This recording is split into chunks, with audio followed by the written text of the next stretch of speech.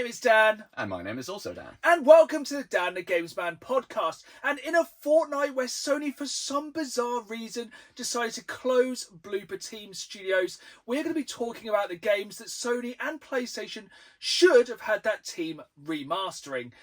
But first things first, as always, we're talking about the games which we've been playing the past 2 weeks. So I'll let you start off, Dan. So, other than the wild things I've been doing on Arc Raiders, such as surviving, flipping round, I've been doubling down on my nerddom and playing TCG Shop Simulator. How is it licensed packs? No. Is well, it like... Here's the weird thing.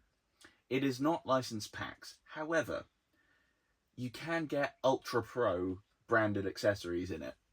So, Okay. like sleeves and card holders and binders and whatnot. So, some of the random stuff is licensed, but not the actual cards. I don't know if you could literally like get certain decks of Pokemon cards. That Stuff like that. would That'd be no, super they've cool. got, what do they even call them? They like... Tetramon or something? Tetra something. Is it all stuff which is obvious what it's meant to be? Oh, 100%. There's some that's clearly like Dust Skull and just every vague lump from like Gen 5 that you're like, what the hell are you? Is basically a copy of that. I have found many crabs, which is fun. So That I'm sounds not a good. crab. But yeah, that's been the only new thing I've been playing. Other than that, I've been really grinding the trials for the last season of Arc Raiders, as that ended a couple days ago. Yeah. And I wanted to go up a rank, so I wasn't listed as tryhard anymore. What are you listed as now? What's it called? Like wild card or something, which I think is probably more Wild fitting. card, yeah. And I've been getting into Season 2 on Battlefield 6. Yeah, so I have...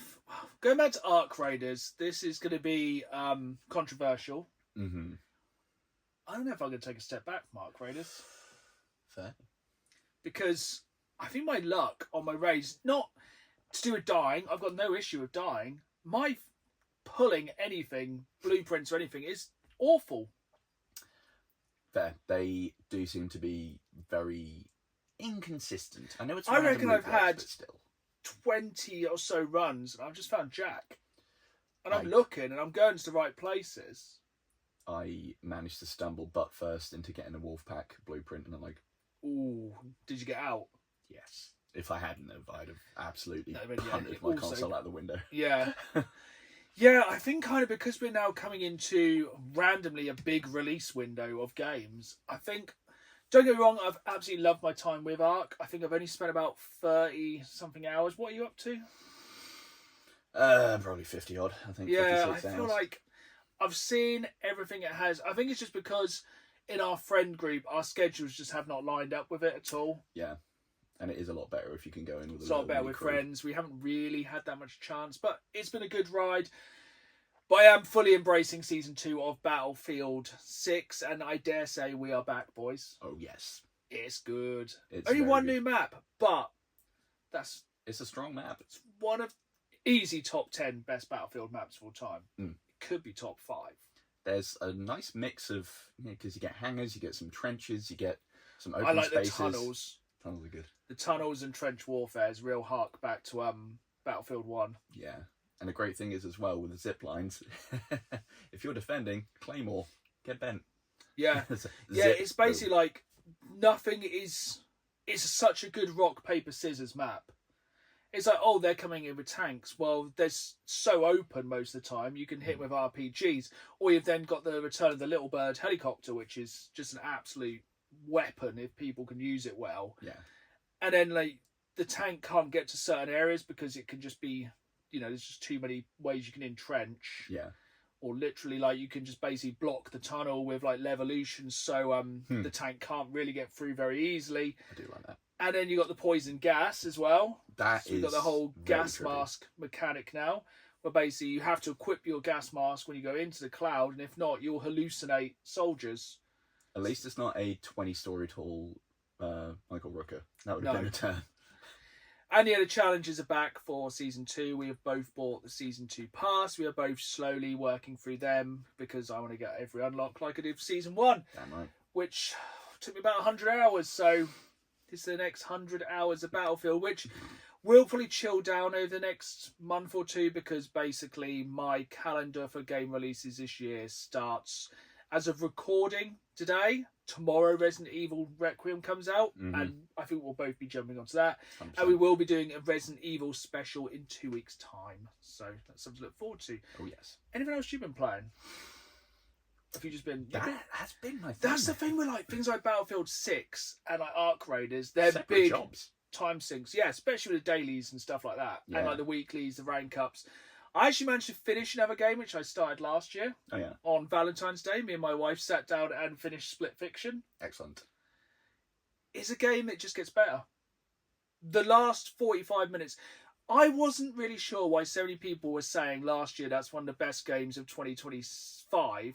But then when I played like the final quarter of that game, absolutely fantastic. The bits when it's actually literally living up to the whole idea of it being Split Fiction. Yeah. Where basically the screen is split down the middle, and one side, because the entire thing of the game is one of them's really into sci-fi, one of them's into really kind of fantasy. Yeah. But then they literally start bending together, and basically like the screen is going across like that. So one half you've got like a sci-fi city, and the other half's a castle, and they're breaking. You're literally floating between the two. That's fun. So it's like the game is running two separate games at one time. You can jump like that into either dimension. And it's it's really good, and yeah, it's absolutely fantastic game. Here for it. That sounds fun. I do need to play that, to be honest. Still don't know if I like it as much as It Takes Two, but it's very, very good. So, because me and my wife then finished our big kind of co-op game, we're like, time to jump into a big co-op game, Gotcha. And going off. Well, basically, me and my wife really like Baldur's Gate 3. Yes. Didn't want to start a brand new Baldur's Gate 3 game, even though I've never finished it. I got to Baldur's Gate, the actual Baldur's Gate to see, and I was like... Many things. And I think it just got busy. We didn't play for a month or so, and then if you leave that game for any period of time and come back, you're like, what is going on? How do I best approach these fights? I'm dead. Yeah. So, like, then I really wanted to jump into Divinity Original Sin, because, like, we had the trailer for Divinity quite recently. We'll be talking about a lot of trailers this time. Yeah. And so I was like, yeah, right, Divinity... Xbox One, split screen, started playing that. Absolutely fantastic. Basically, you can see the roots of Baldur's Gate 3 there. It's made by Larian once again. It's a game which is slowly sneaking up in price. Yeah, I bet. I think when I bought it was £8. Now it's up to £10. I think everyone is going like, get in before. Yeah, and it's nice. It's very lore heavy, which is really good. It has... doesn't have full speech, but it has enough speech for it to be amusing. Okay. And yeah, it's just we're only about 10-15 hours in. I think it's about a 60-hour game. Solid.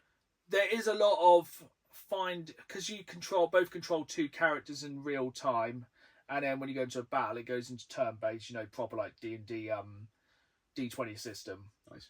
So yeah, it was a perfect kind of game. Yeah, it's just really, really good. It's one of those games. It's a shock. Divinity is a good game, and yeah, I've heard really good things about the second one, which I've already picked up as well, because that one as well is slowly going up in price. If you're looking for a couch co-op game and you have a friend, partner, enemy you keep locked up in the basement who enjoys their fantasy games, that's a very good one. That's very, very good. But I think that did actually just remind me of the other thing I have been continuing to play, which was, and that is Resident Evil Village.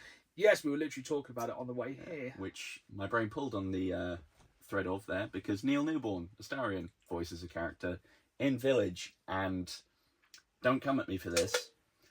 His performance in Village, good. His accent, no, it's not a good accent. However, I have gotten pretty far through now. I think I'm like maybe 90% of the way through the game, and yeah, there's some horrible bits in there. Yeah, I really like how like you're very close to like the really weird bits. And with what I've played so far, if there's something that is then classified as the really weird bit, I'm a little bit troubled. Yeah. Because the baby bit, if you've played it, you know. For me, the scariest, most disturbing bit in any Resident Evil game to date, nearly over 30 years, that really clinches it for me. Yeah. I think it's quite horrible. It's grotesque. It's the scream as well. The scream. And the laugh. It's that you know something's coming because of the bit with the well beforehand, and then just suddenly like, whomp, here it is, and it's not a small thing, and no, absolutely not.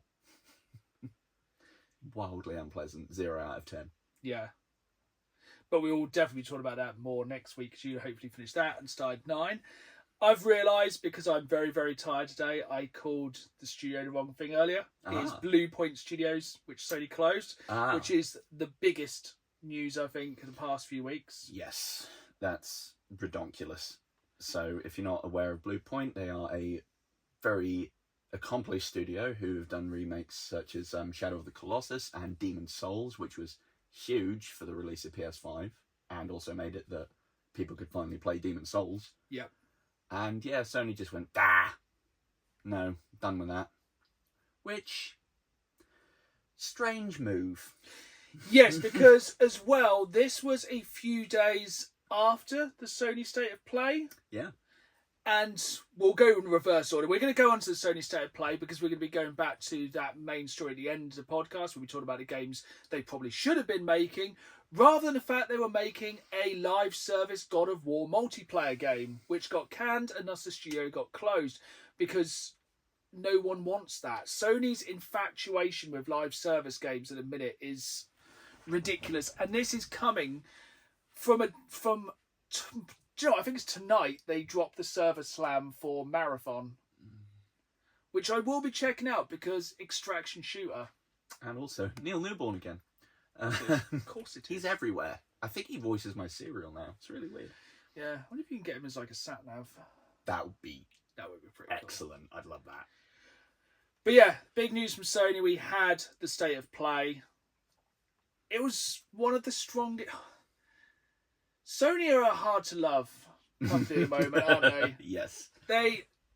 Last year, Sony really dropped the ball on releasing games. This year, they're like, yes, we have games. Here's 1 hour State of Play. And I've kind of picked my favourite things out of it in like the order I watched it. I think it was actually on the day. Pretty close. So obviously, Sony dropped their State of Play the day after we recorded the last podcast because everyone drops their press conferences just when we've just done our recording. Yes, I think they wait. So yeah, the first game that kind of stood out to me was Lena Scars of Cosmora, which I think is a sequel to a game no one played. Yeah, I remember seeing it and being like, oh yeah, that looks familiar. And no, I think it was a very early PlayStation 5 game when no one could get a PlayStation 5. Was it Bridge of Spirits, the first one? Yes. That's one. But it looks really good. It looks like basically the PlayStation version of Breath of the Wild. Effectively, yeah. And kind of low-key interested depending when it drops. Yeah. Probably like most people will go back and play the original. Yeah. It didn't strike me as one that is going to be a massive draw, but one that if you start playing it, you'll be like, oh yeah, actually, kind of fun. It's the kind of perfect game, I reckon. I'd probably place money on the fact they will drop the first one on PlayStation Plus. It looks to me like a subscription-based game, that would be on a subscription service. Yeah. Yeah, because it's a weird one. It doesn't look bad at all, but it doesn't have a wow factor of any kind that pulls me in. No, it looks like just generic third-person Breath of the Wild clone. Yeah, and if you want that to stand out, you need to do things like mech suits, robot dragons, being able to leg drop people. We are both very excited for Crimson Desert. If it's bad, I'm going to be pretty disappointed because it looks like my brain on a game. Just like, it's all over the place. It's everything. It's all we'll probably things. Drop back into it multiple times throughout this podcast. But moving on with the State of Play, then they had the unveiling of Ghost of Yotai Legends, the online multiplayer. Which people were really hoping would drop. So, yes, good things. Didn't really get into the multiplayer that game. I only played Ghost of Tsushima, which was absolutely fantastic. Single-player narrative adventure. Yes. Don't really want to play a multiplayer. Same. That's pretty much where I dropped off with it. But I'm glad it's there. Then we saw some more of 4-Loop. I don't know about that one. Could be fantastic. Could be very boring very quickly. Yes. But it could be our perfect games. It does look like it could be a mix of Arc Raiders and Helldivers. The humour does look good. But I don't know if it's they just asked ChatGPT to make what's hot at the moment the game. There is a lot of that going on, isn't there? There's like, oh, make an extraction shooter. Okay, what's it need? And he's like, robots and like permadeath. It's like, okay, cool. So you want me to make Hell Raiders? It's like, yeah. And we also want a bit of tongue-in-cheek humour. Like, okay. Yeah, but I think it's going to have to do something pretty special to stand out. Yeah. You know, because we've literally got Marathon, which once again they announced during the State of Play is having a server slam this weekend, so everyone on PlayStation can download it, try something online, carry it into the main game, which is only £35. All right. And also you get like weapon charms, including Helldivers one, if you play this weekend. I will be checking it out because it's Bungie. Yeah. I mean, that's the thing. Like, at the minute, there's a scale where if you say it's Bungie, it kind of just wiggles. Because that's why I said it in a weird tone. Halo, on the other hand, Destiny. But I don't know. Will all the people who play Destiny jump onto Marathon? Probably. Marathon. Snickers. Yeah, we're probably going to mention this many times again this episode, but Sony's obsession with live service games at the minute needs to die. What? How have they not learned that the stove is hot? I mean, Concord wasn't that long ago. No, and this could be second Concord. Yeah. And further to your point earlier about the God of War multiplayer live service thing. Who the hell wants that? And, like, Bluepoint hadn't done a live service thing. Why make them do that? It's just... Well, yeah, we'll come back to that again later in the podcast when we mention a million things they should have been doing. Then in what seems like a traditional Capcom thing, Capcom showed way too much of some upcoming games, so we saw even more of Pragmata. I could do with 300% less Pragmata. So they're just going to keep ramming that down people's throats. I'm probably be alright. Capcom haven't really missed recently. That's true. They are competent. Then they did another trailer for Resident Evil Requiem, which showed way too much. Have you seen it? Is that the one where Leon starts waving the chainsaw around? No, I think it's another one. I don't watch it because it gives away way too much. I'm not going to say what it gives away because it gives away way too much. Okay. And then we had a longer look at something which I did actually want to see, which was Control Resonant. Yeah, like, I love that universe, but I don't know how I feel about the melee focus. See, I wasn't a massive fan of Alan Wake 2. I didn't actually finish it, so I found the pacing a bit too slow, which looks like it would not be an issue with this game. No. But I like the kind of Inception buildings moving around, running around with a giant hammer. Yeah. It looks to me way more Devil May Cry than Alan Wake or Control. Yeah. I'm very... I think I've said before on the point, anything like slightly SCP based, I'm all about. I love it. They're trippy. Just don't know how I feel about this one. Yes. Very much. But it's definitely... jury's out on that one. Yeah, it's Remedy, so it'll be good. Then this is a game which I really got very excited about, but the reason I won't be will be very apparent in a minute. A game called Crimson Moon, which looks like Doom meets Castlevania. Did you see this trailer? I don't know if I did. So yeah, it looks really cool. It's basically like Doom 2016 mixed with Castlevania. I mean, that sounds great. What's the kicker? You know, it'd be great to get a new Castlevania game, wouldn't it? Hopefully something doesn't overshadow this in a few games' time. Did you see the trailer for Shinobi Ops? I did, and I don't know. That one didn't grab me so much. From the title, I was like, ooh, and then looked at it. I feel like it could be cool, but I think it's going to be like basically the Dark Souls of stealth maps. Yeah, and sneaking in games is already pretty stressful and annoying when it goes. And the thing is, if it's like a team of 4 and one person goes, ha-ha, and it's just going to absolutely storm in. It's gonna... If you've got one Leroy Jenkins, everything is boned. Yeah, and then I think we had the weirdest trailer. Project Windless. Oh, yes, that was... Big Chicken likes to Yeah. fight. Robot Chicken. Well, it's like the chicken from Family Guy meets Dynasty Warriors. Yeah, because at first I thought it had more of a Soulsy vibe, but then when it showed a bit more of the... there was no souls there. No. Slash. May as well just be wheat. So I was like, the hell is this so much? I actually looked into it a bit. It's like a very famous Korean book. Oh, okay. It's basically like Lord of the Rings level in like Korea. Sweet. So it's a very famous book. All right then. But to everyone in the West, it looked weird. We're in the East. We're West. Well, I suppose, depending where you start. To most people, it looks weird. It's a giant chicken beating 7 shades of the proverbial out of people. Very confusing. Then we got another trailer for a game I'm very excited for, Star Wars Galactic Racer. Yeah, that does look pretty cool. Because it also looks like it has a campaign in a racing game, which is quality. Always fun to see how they contrive that. Yeah. And then one game which we will not have to hope they remaster, finally, because this would have been pretty high on a lot of people's lists, I reckon. They announced Konami decided they'd make games for a start. Do they? And they announced the Metal Gear Collection 2. They kept us waiting, huh? Yeah.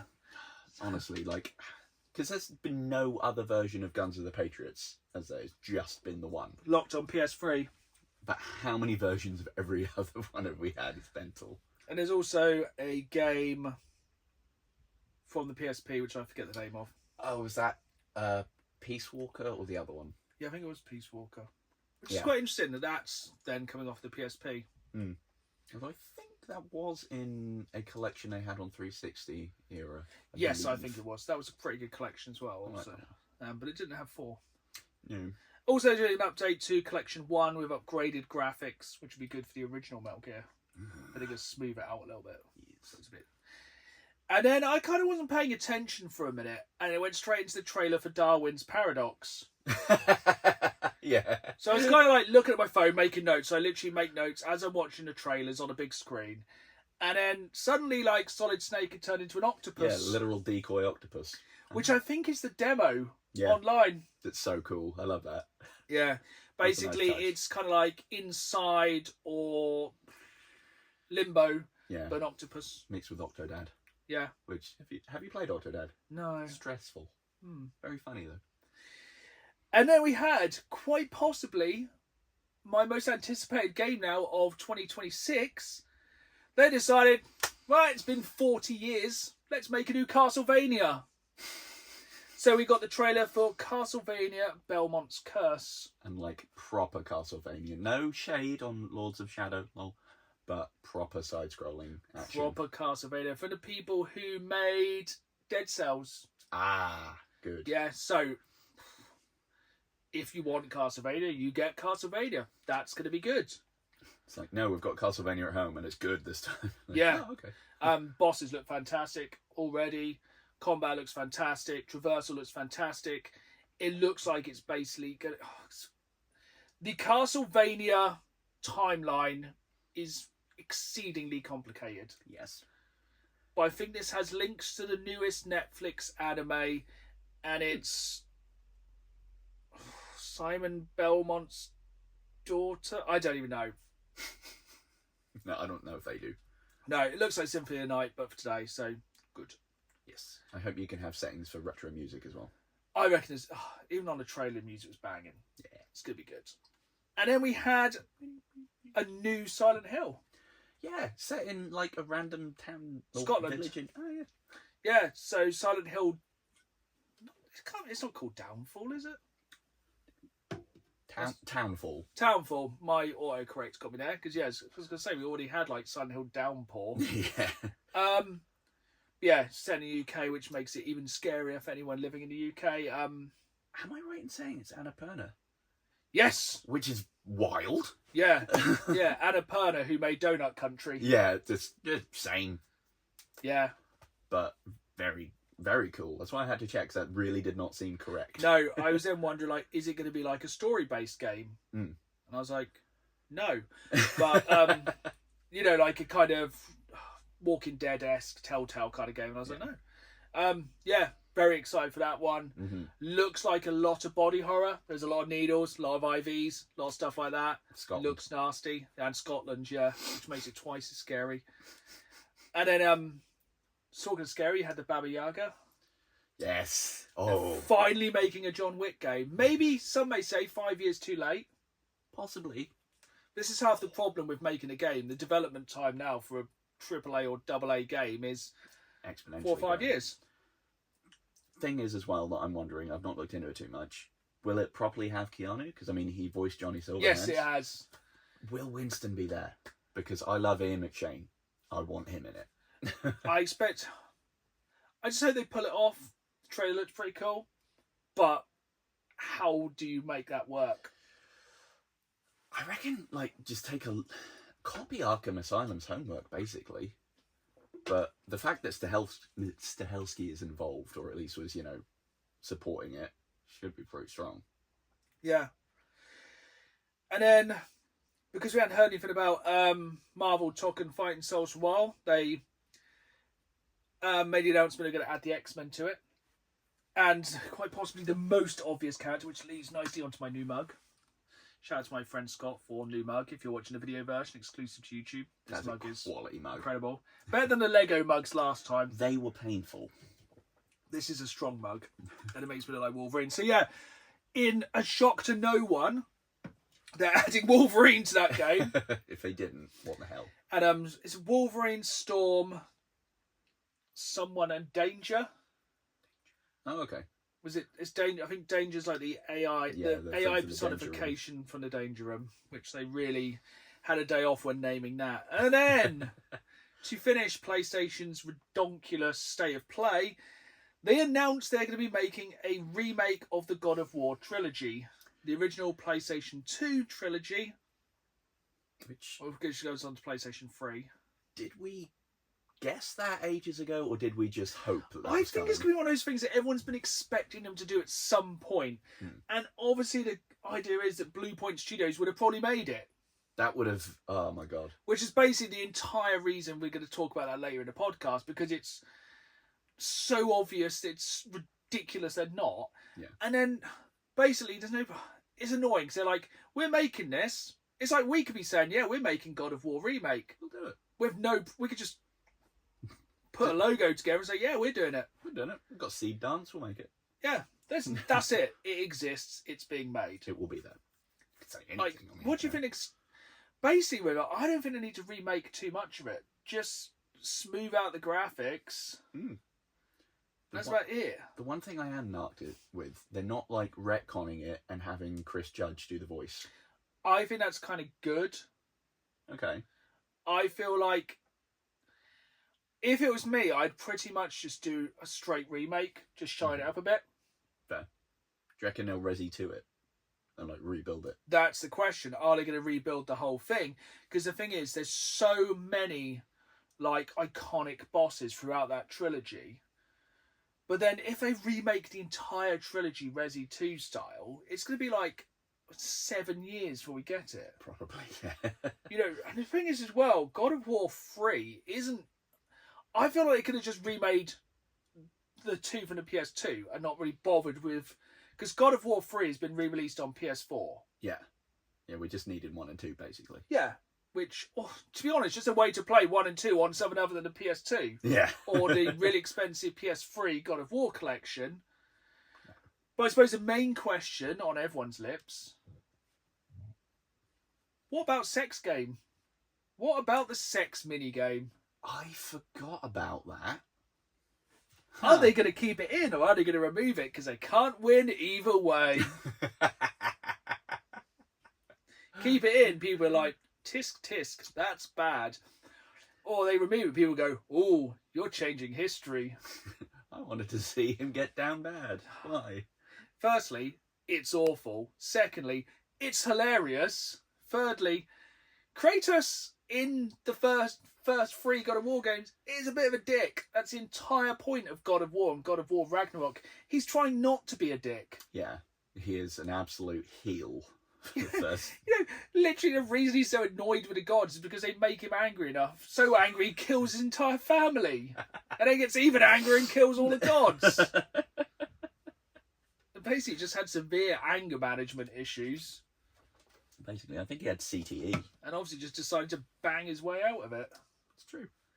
It's not the best way to fix all problems, but it's a way. And then, because Sony can't go an entire, state of play about doing something completely stupid, they announced a God of War side-scrolling... What the hell? Was it Castlevania-style game that no one gave a crap about. Yeah, absolute tish. which is like 30 quid. Yeah, no, absolutely not. And it's supposed to be mediocre as hell. It looked it.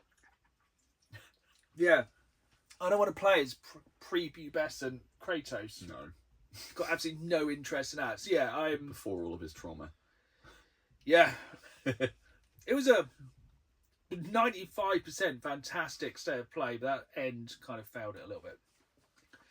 But there is also more news. Oh God, there's much more news. Oh God, there's so much more news. Yeah, over to you. So to tie on nicely from that, something that was very notably absent and disappointing was any update on Insomniac's Wolverine, which is sad.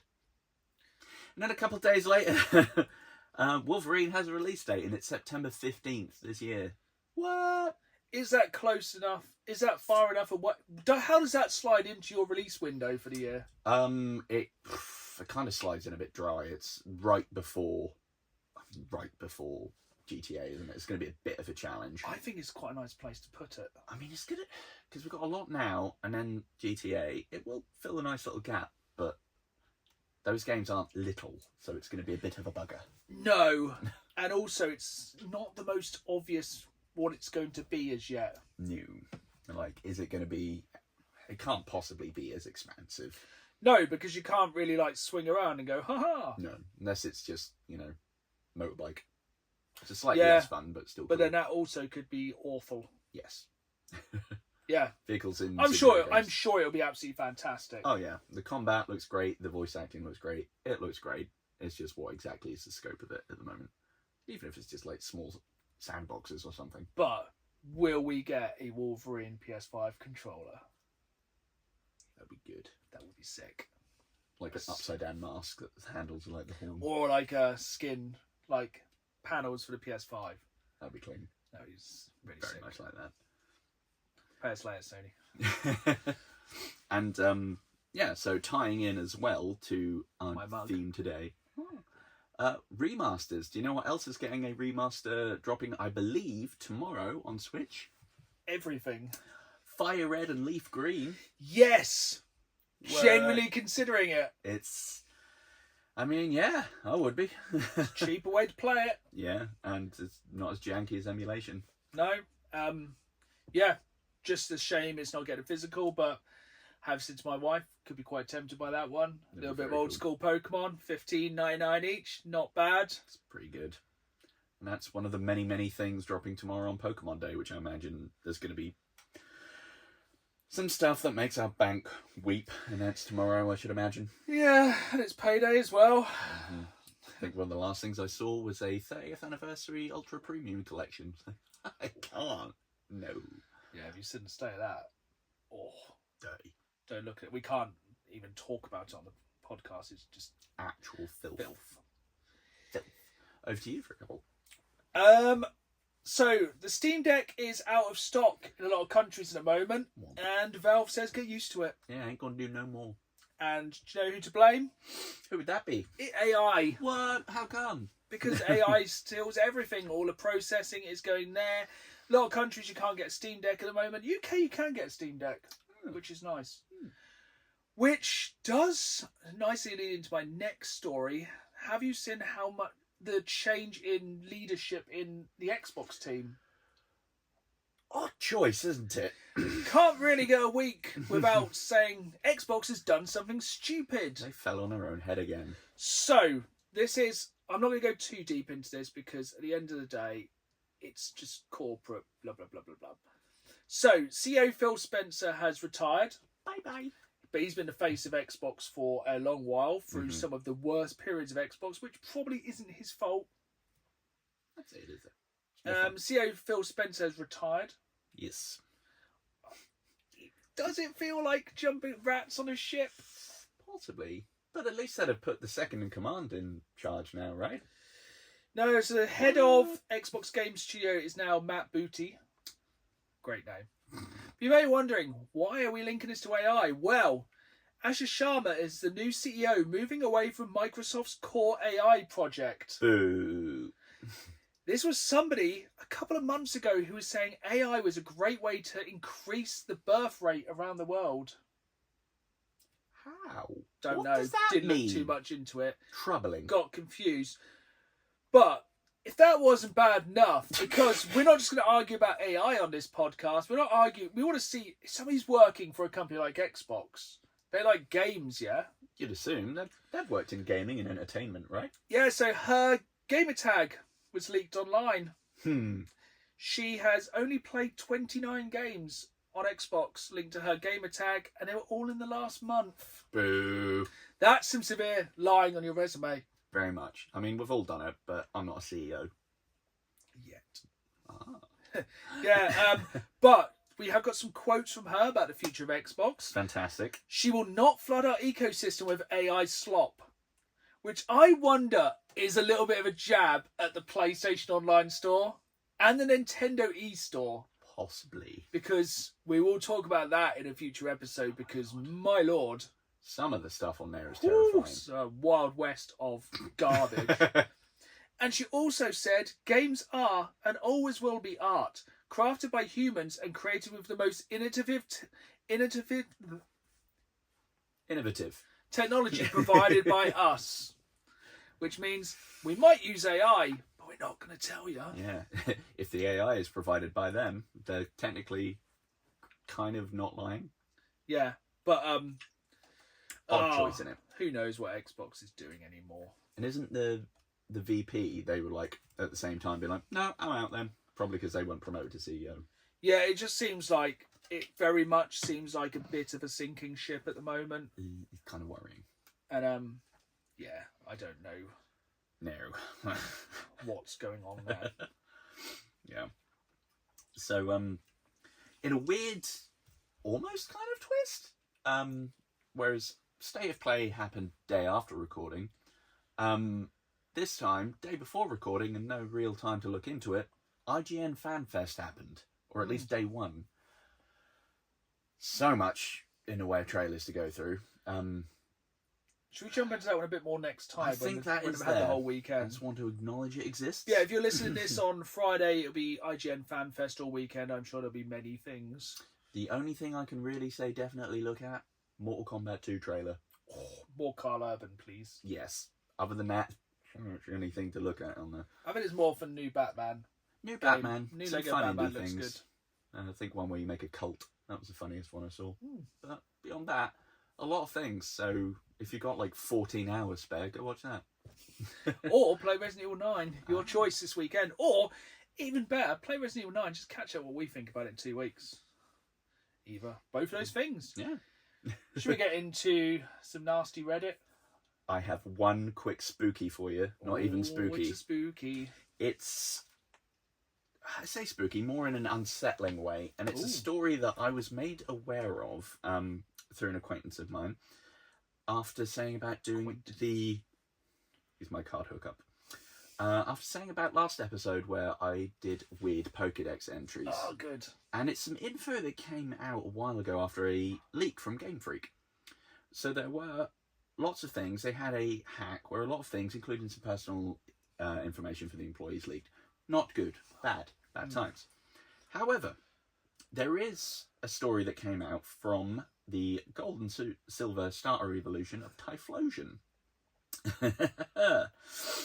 So, I wonder if it's going to be linked to dead children. Hold on. So, Lost Lore. Starting with this little quote.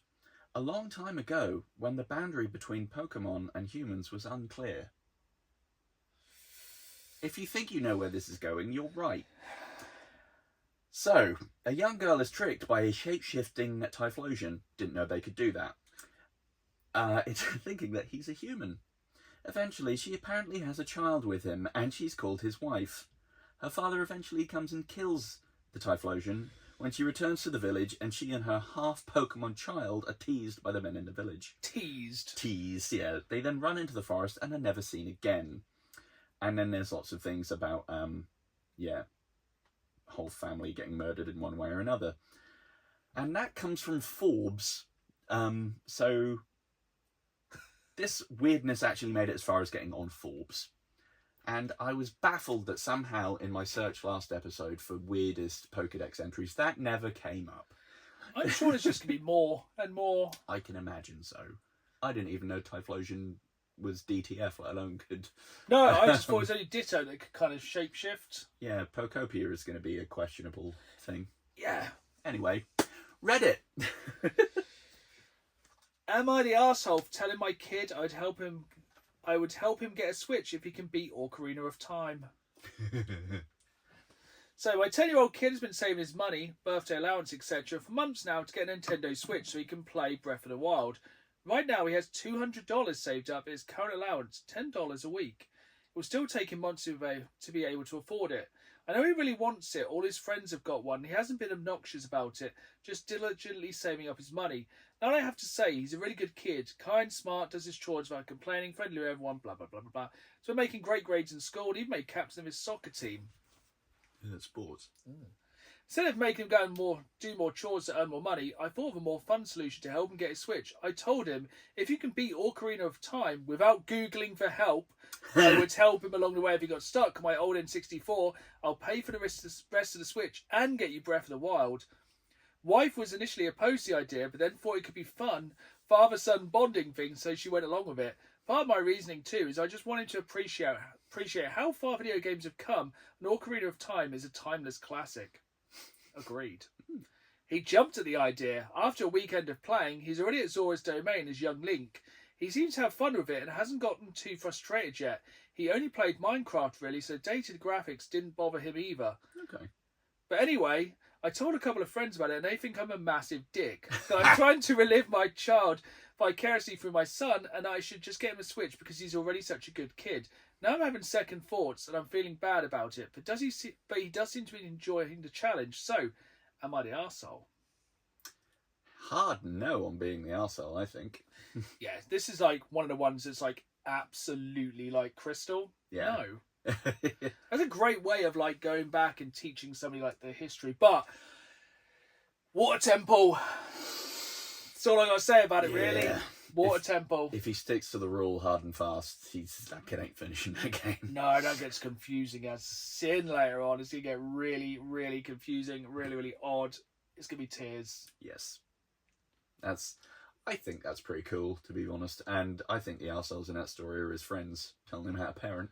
Yeah, seriously, like, especially like, yeah, it's like going back and watching classic movies. I think some we're going to touch on later in the podcast as well. It's like going back and reliving the classics and kind of passing them down, because if you don't keep passing these games down, no one's going to experience them. Yeah, exactly. And you'll never get one of the formative memories of being absolutely terrified of water in video games. For me, it was Sonic. With Skull Kids. Oh, that too.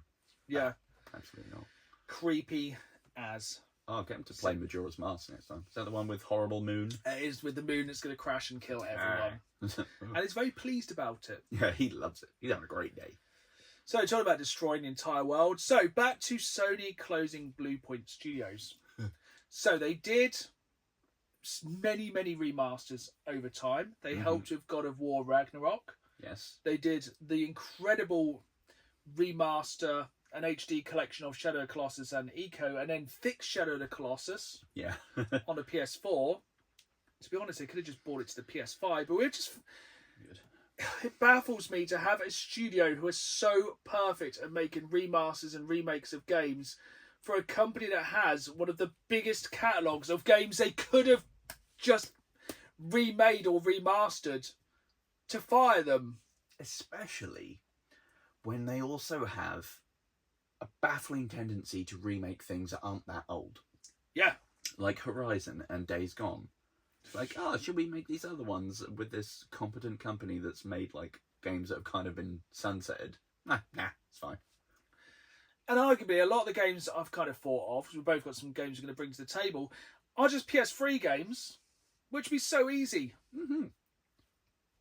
Like, I'm sure they could have made these in their sleep. I reckon so. But it's Sony's infatuation with live service games. Which is not what anybody wants. No, they can't seem to learn. But what I've done is I've thought of some games for my list that could be live service games that did not suck. Oh, cool. Let's try and get them on the hook for that then. I kind of delved into Sony's back catalogue, or graveyard, of franchises that have died, and one that stands out to me is a game I only ever got to play a very, very small amount of because I decided to kill it, And that is MAG. Massive action game. Massive action game. Yeah, I didn't play a great deal of that either because it then got killed. But I did So play a bit. I think it was 100-player online kind of first person. Basically, think Battlefield 6 back on the PS3 with 100 players, a persistent world. Yeah, pick one of 3 factions that you constantly warred for. Yeah, kind of. Basically, the entire world was constantly at war in different zones. You won zones week by week, took them back, blah, blah, blah, blah, blah. It would have been a game people would have kept coming into to kind of see the war coming. Yeah. You could have put your Battlefield 6-esque battle passes and microtransactions and all that kind of gubbins if you wanted to. But it would have been low-key enough that people would have been like, okay, it's a live service game, but it's not offensively. Like, you know, you could buy a cool gun pack or something, or like a paint for your tank. Or Yeah. You can start your own little clans within it. And like colour schemes for them. Dangerous word saying clans now in games. This is very true. Especially if you can like paint your tanks. So we go back to like Modern Warfare 2 days. Oh, the emblems. No. Yeah, not the emblems. We can't have nice things being gamers. Yeah, absolutely fantastic game. They could probably bring it back. That'd have been quality, actually. Yeah, I think it could have, especially like with Call of Duty, kind of absolutely pooping the bed this year. Yeah. They could have slid in nicely. And we've seen with Helldivers how much gamers will latch onto an idea of a persistent war. Yeah. Probably prepping us for the next couple of years. I think if they could have basically probably released that one. If they'd done it well, it'd have probably ran for a good period of time. I reckon so. Because it's that kind of thing of like, I will kind of get, but... Yeah. You get invested. Yeah. But yeah, it didn't last very long at all, really, did it? No, I don't think it did. I think it was like 6 months, maybe.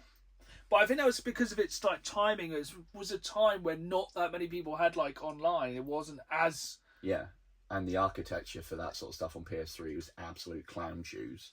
Like trying to download anything on there. I mean, for one, it took forever, and 2, it didn't have a dedicated or separate chip for it. So if you were downloading, you couldn't do anything else. No. You just had to leave it. But yeah, that's my first one. What have you got on your list? So, first one of mine, I went and grabbed the year on it as well. And this one won't be a surprise because I've womped on about it way often. And that would be Resident Evil Outbreak. I will keep banging that drum. Do you know what? I reckon we could get that back. We got to. We got one of the descendants of one of the main characters from it. It does kind of beg belief that they haven't done it. It's baffling. Because of that reason. And I feel like they might do it next so they don't have to do Code Veronica. Or Zero. Yeah, they just really don't want to have Steve Burnside back. They'll do anything but. Yeah. Oh, it'd be so good. But yeah, that came out in blooming 2003, the first one, and they've not been nary a mention of bringing it back. Yeah, because essentially, if you don't know, it was an online cooperative Resident Evil game on the PS2 where you had to have a separate router you plugged into your PS2 to play it through dial-up. It was mental.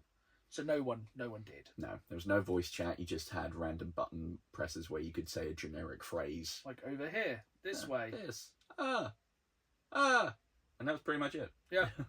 But it was, you had little scenarios. It wasn't an ongoing sort of narrative, as it were. You had little separate missions where you just had a world to wander about in, and all the other characters would go around as NPCs. It was just a really cool concept. And you could like barricade doors. So if zombies would come in, you'd be like, no. And then just nail them out and just wander around. It's really good. I don't know why I liked it so much, because it does look like absolute ham at the minute.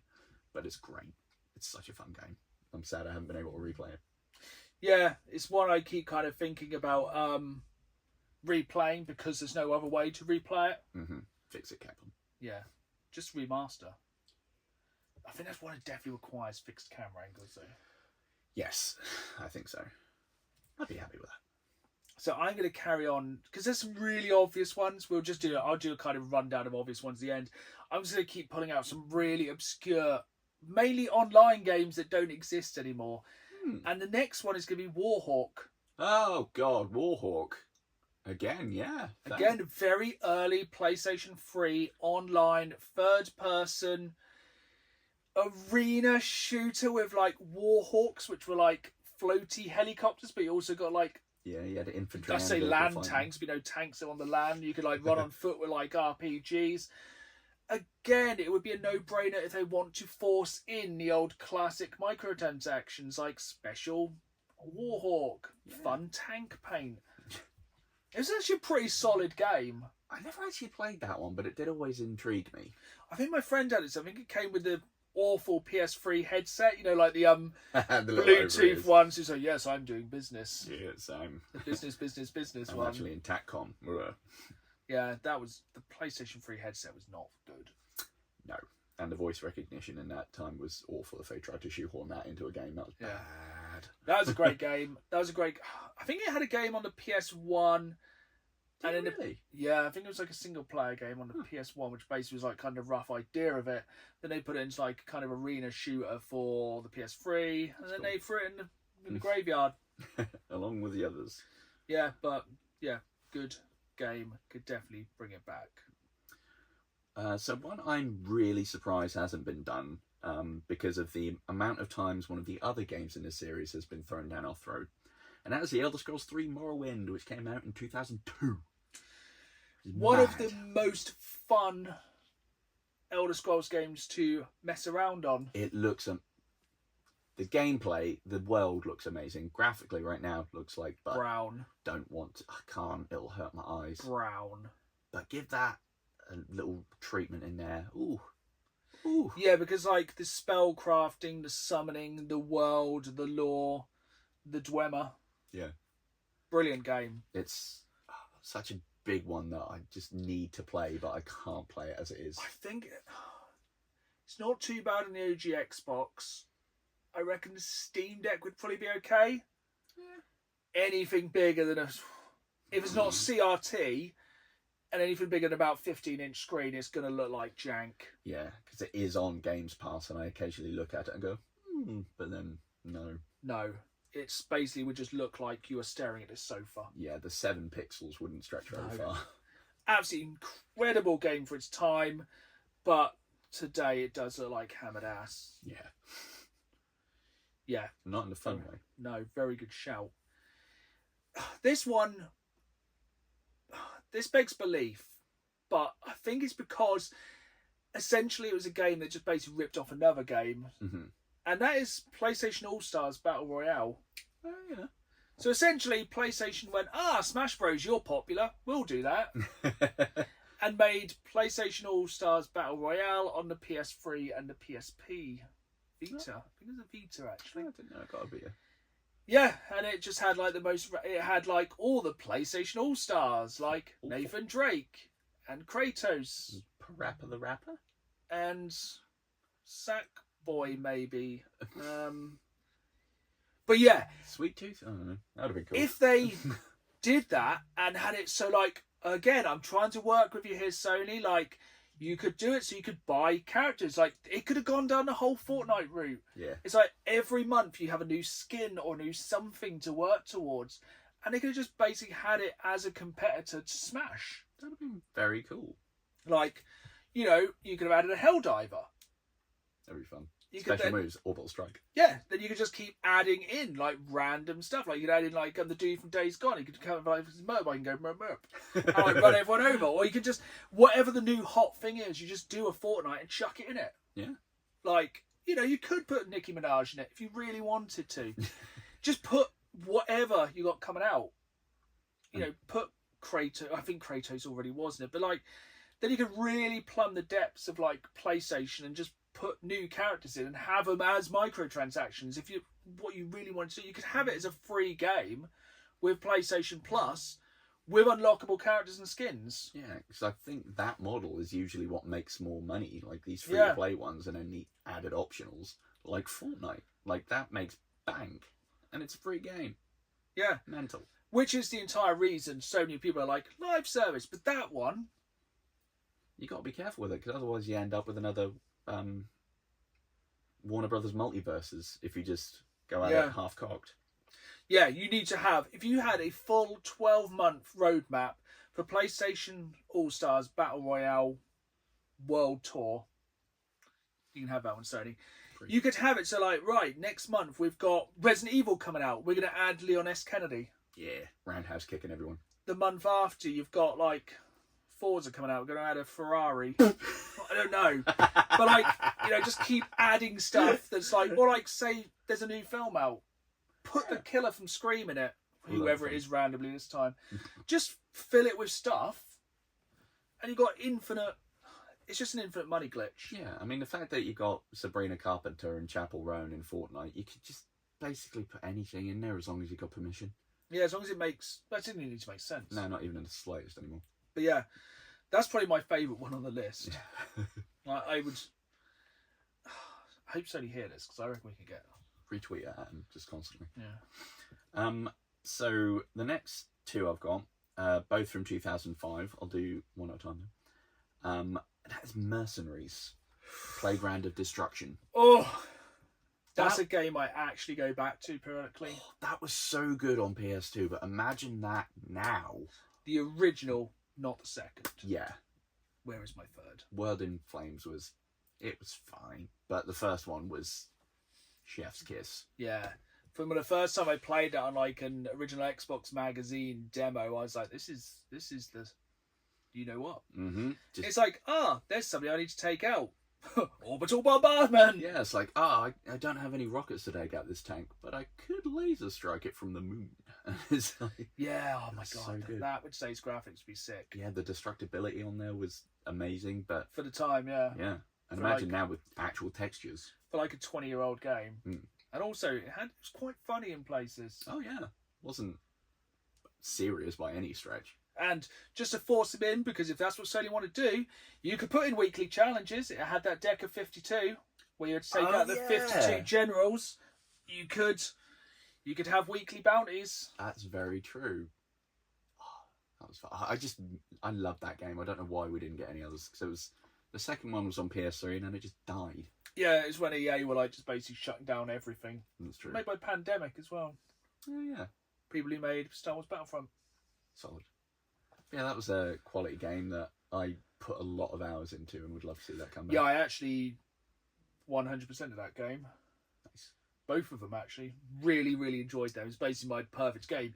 It's a big sandbox with tanks and helicopters and jets and nukes. Yeah, it's not at all serious. It's a faff about simulator to the nth degree. Yeah, it's how can I do this? Well, I could do it stealthily, or I could drop a tactical nuke. The tactical nuke was ridiculous. I love that. This is like everything in that area will go quiet for a second and then not be there anymore. And the whole thing of like trying to play the different factions off against each other. Yeah.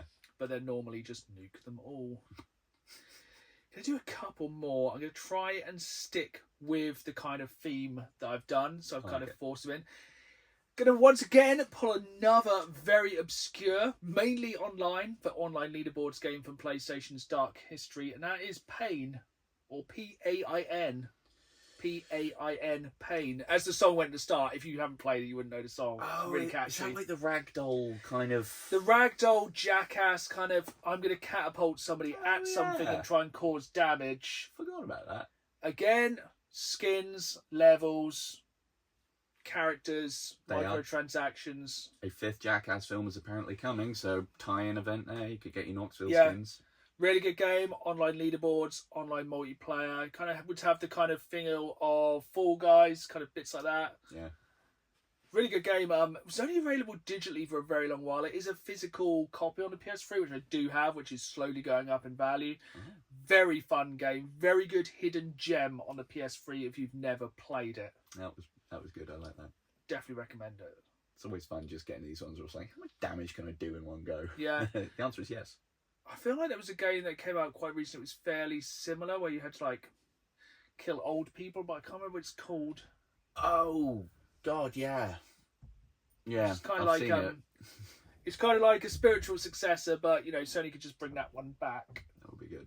Yeah, I think I've seen that one you mentioned there, and I can't remember what it's called, but it's got a silly title, and I have been wanting to play that. Should we do one more each? Then I'll just blurt a load out that are really obvious. Well, my final one is going to also kind of be pretty obvious because I've honked on about it a bajillion times before, much like the others, and that is The Punisher. Because the damage modelling on enemies, it won't. Marvel want you to forget about it. It's too violent. It's too much. So violent. if Manhunt didn't exist, that would probably be one of the most violent kind of mainstream games. Yeah. Like, the enemies have damage modelling on them and have bullet holes and whatnot, and you can chrome someone's head. You could deep fry someone. Feed them to piranhas. You could hold their head under like a drill. Oh, I'm going to interrogate you. It's like, oh. And it's like, well, I'm not going to let them go after. You had to scare them into giving you information, but no one spared them afterwards because Frank Castle doesn't spare people. It's much more fun to just push them onto a 12-point deer head. Yeah. Absolutely insane game. It's never coming back. No, it won't. Probably won't give it up. But imagine that with high-def graphics. That'd give you PTSD, and I'm here for it. Right, my final one. Probably the most obvious one I'd want them to bring back, and the most obvious of why the hell have they not brought back Twisted Metal? They brought out 2 series of a TV show and didn't bring the game franchise back. Like, seriously, Sony, just... why have they not... There's not even any... I think the only Twisted Metal game you can even play on PS5 is like a PS1 game. Yeah. And they've done a new Carmageddon, haven't they? Or some nonsense.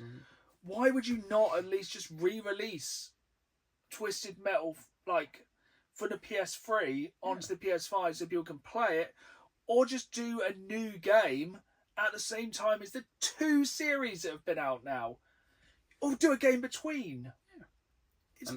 It's not like you'd have to shoehorn in multiplayer, like, oh, we can't do it. It's literally an online MOBA. That would be pretty baller. And yet we've got rubbish like Wreckfest or Wreck Out, whatever the hell they're called. Some nonsense. It's actually a pretty solid game. No, fair enough. You can race motorhomes. It's funny. Yeah, Twisted Metal is an absolute no-brainer. 100%. I'd love that. Like, again, skins, cars, characters, gubbins, print money. Maybe I need to just check and see if there's any jobs going at Sony. It just seems like they got no ideas at the moment. Yeah, we need to just be their new ideas men's.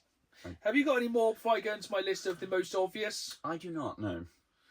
Okay, well, we've mentioned all of these many times before. One is probably no one's thought about. Well, 2 no one had probably thought about for a while. Heavenly Sword. Oh yeah, that's a look. Is that a launch game? Launch game. No one played because it came out at launch. I think my mate got it near launch. It was really incredible. It's got Andy Serkis. Oh yeah. Also, I think his 6-axis DualShock controller broke playing it first game. Oof. Because those controllers are also terrible. They have a life cycle of a fruit fly. Yep. Another game I think most people have forgot about until I mention it now, and that's Lair. Oh yeah. Also 6-axis nonsense. Yeah. Play as a dragon, fly around, destroy stuff. Timeless. Mm-hmm. And then we'll get into the incredibly obvious ones. This one's to a lesser extent why they don't remaster Sly Cooper and Ratchet and Clank. So they're still making Ratchet and Clank games, but the collections are locked on PS3. Boo. Because they seem to just let franchises die on the PS3. Yeah. Or they just release a new game, like Killzone on the PS4, which wasn't very good. But you could just redo the Killzone trilogy, or just remake the first Killzone because it plays like jank now. Yes, sadly. And because every time we talk about the PS3 and something that should still exist, it's Motorstorm. Yeah. Because that just annoys me every time I think about it. Yeah, and the one where it changed the maps as it's going around. Motorstorm Apocalypse. That's the one. That's cool. You gotta love that. If it changes from lap to lap because everything's literally falling apart around you. So cool. It's just one of the best. Like, it's funny every single time. It's just such a good game, and I just don't understand why they wouldn't bring it back, because it just seems incredibly, incredibly obvious. Yeah. But yeah, it just seems like what's obvious is not obvious to Sony in any way, shape, or form. So I'm sure the next 2 weeks they'll probably do something else stupid. Yeah. It feels like they're taking a Homer Simpson, women will like what I tell them to approach with gamers, and they're just going to keep hitting us with live service until we like it. The thing is as well, if somebody plays a live service game, they play that game. They don't just play a live service game. They play Fortnite because they like playing Fortnite. Or they play... what's that block game? Roblox. Roblox, because they like Roblox. They're not going to go, Predator. oh, I just want to play a game I can buy skins in and put my money into, so I'm going to buy Marathon because that's new. Yeah, it's not how it works. Like High Guard. Oh, yeah. The end. Live service, stupid. In bin, please. We want big single-player games or multiplayer games with depth. Yes. And if you want a live service game, there's plenty out there already. But we're going to line things up. We have some questions from you lovely, lovely viewers. So keep an eye on the socials for Down Against Man podcast. We always put this up a couple of days before. Ask if you've had any burning questions you've always wanted to ask us. This first one comes from Man Cave Mania UK, who they also do a really good digital gaming magazine. Oh, nice. So definitely recommend checking out. Check out their website. I think they're giving away a box SNES at the moment, which I hope I win because I can put it behind us and everyone can look at it. But they ask, do you think retro games are transitioning from hobby collectibles into recognised cultural artefacts? I think easily yes.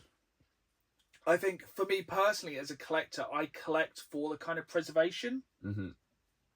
Because it kind of just proves what we said all episode. The number of games that are locked to consoles or you cannot play unless you have a physical copy of that game. Like, say today, I want to go and play Concord because I hate my life. I cannot physically go and play Concord. We could finish this podcast, power up the PS2 and play Resident Evil Outbreak. Yeah. Could actually be quite fun. Giggle. We could do that, but if I didn't have a physical copy of that game, it's gone, done, dusted. And a lot of things, for some reason, emulating PS2 is an absolute dumpster fire, so they're trying to even do it that way. So it's emulated N64 for years was a nightmare. Dreamcast is still a pain. Yeah. Oh god, yeah. Then you look at like licensing with like soundtracks or like in a racing game now. Most of the Forza games have disappeared to time. Yeah, I think it's definitely going to become more of a recognised cultural thing as well because, it's such a big industry now. People can't really ignore it. Yeah. And in fact, I think a number of years back now, like 5 or 6, they had a big expo on at the V&A that was all around gaming and whatnot. So, and also they kind of had like big things in UK Parliament recently with the kind of idea of some of these live service games and how they can't just turn them off. Because Ubisoft got a lot of trouble with The Crew and The Crew 2 for just basically ending the game, making it so many games like that, they just become unplayable. Yeah, which is almost a lot of Ubisoft games in the first place. Yeah, but it is.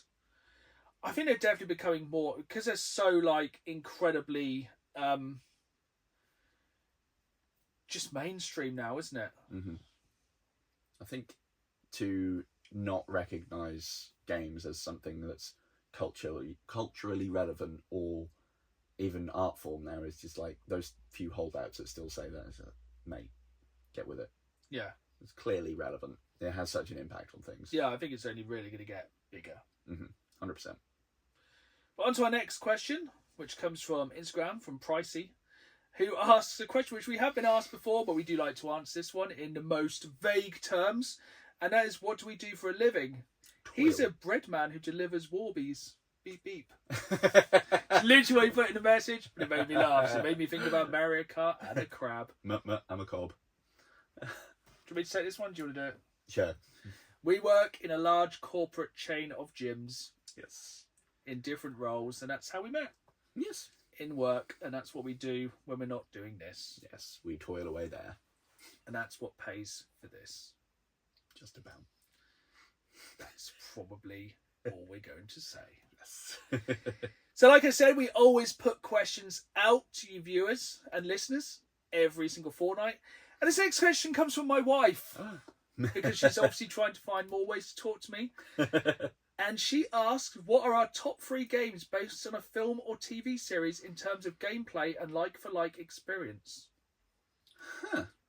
And hers are Lego Jurassic World, which is one of the first games we both 100%ed together in co-op on Valentine's Day. We always seem to game on Valentine's Day because, couples goals. She's really been enjoying Avatar Frontiers of Pandora, which does look incredible. Watching it looks really cool. Don't know if I was ready for a big UB world. Yeah, that's a lot. But that looks good. And another one which we only got to play a tiny bit of when it was on Xbox Games Pass. This once again goes back to preservation of games, and that's the Stranger Things 3, the game. Absolutely fantastic game, which is super expensive for a physical copy of now. It's essentially like kind of a 2D 16-bit Zelda kind of top-down Link to the Past. Very good. Now, very expensive. It's a toughie. It does make me think that, not that this would be on my list. Can you remember I don't remember what the show was, but there was a game that tied in directly. Was it Defiance? That'll be the one. Great online MMO. Really good series. But it just didn't take off and has died. Yeah, sadly, 3 games based on TV. Wow, that is actually a tricky one. Because I'm trying to I know. Ooh. X-Men Origins Wolverine, because the game was fantastic, but the film was terrible. Yes, Such a good game. One of the best Marvel games. 100%. Best Wolverine game, hands down. Yeah, the damage modelling on country mile. Oh, quality. Other games based on Walking Dead, Telltale games. Yeah. Very, very strong. The Game of Thrones games, very, very good. From Telltale. Very good. I think the last ones I can think of a few off the top of my head, is the Lord of the Rings Battle for Middle-earth, the RTS. Yeah. Very good. And if we're going sort of with the extended universe in general, Shadow of Mordor / Shadow of War. Very good games. Very tight. Very good experience. And the second part of this question, our favourite TV shows based off of games? Well, Fallout. Nash. Yep. See if we can get the same top 3 as my wife, because she's going to have the same as me, because we've watched these all together. It's going to be... Well, for me, I'm going to go Fallout, Last of Us, and... Can you get it? I really liked... I think this one will be my wild card. I liked the Netflix Resident Evil they did. Did you? I did. I actually quite enjoyed that. See, hopefully, if people haven't listened this far into the podcast, we can get away with this. I actually didn't mind it either. Pretty solid. It's all right. People just hate it for people reasons. I enjoyed it. My wife enjoyed it. Dan enjoyed it. Just get over it. Just don't hate things for the sake of it. Yeah. Watch it. It's actually quite fun. Yeah. And lastly, if you could make a video game from a TV series or film, which one do you think it would be? Breaking Bad Meth Simulator. AI slop, that'll be made. I'm pretty sure it's already on the PlayStation Store. I'm not even joking. Oh god, there's like Weed Simulator, isn't there? I think I might have mentioned this before, because there was one that was vaporware. It's like most of the way done, but I think done in a different way, a la Helldivers, Stargate.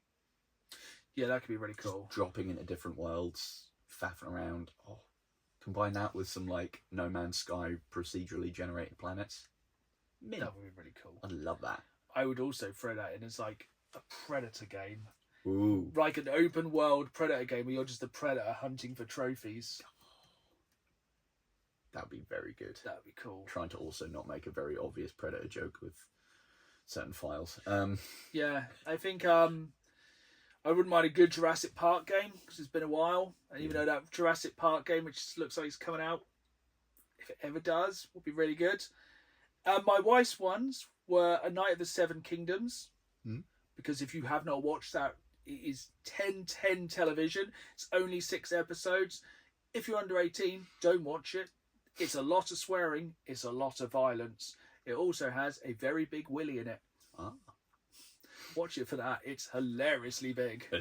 It puts like 28 years later. 28 inches later. Yes, it's a sight. Yeah, so my wife also says she would have said Baldur's Gate, but that is coming. Very true. Which is also fairly confusing how they're going to do it. But yeah, if you have a question, keep an eye on the socials. We will put this up a few days before, so you've got about 2 weeks to think of your burning questions. I even have a separate question for the listeners and viewers. That is a request, because we are coming to March. I would like your input for suggestions for March Madness this year. Who would you like to see face off in our random fantasy battles. That was a giggle last year. Now, if you missed this last March, which went into June, July, I think, because Fortnightly Podcast, Dan had a random wheel of random things from everything. It went from a Dilophosaur from Jurassic Park to Ash Ketchum, and I don't want to spoil who won last year, but the answer may surprise you. So yeah, if you want to go back and relive that, there is nearly 30 episodes of the Down the Games Man podcast now for you to go back and listen to. And please do listen, and if you enjoy it, please do rate it and hit that follow button if you are listening on any of the many streaming platforms we are on, or you can of course watch the video version on YouTube exclusively on the Down the Games Man podcast, even though it is quite dark today. It suddenly got very dark halfway through this podcast, so apologies for that. But yeah, hopefully you enjoyed this. We'll be back in 2 weeks, hopefully talking about Resident Evil Requiem and many other things, and probably whatever Sony does stupid in the next 2 weeks.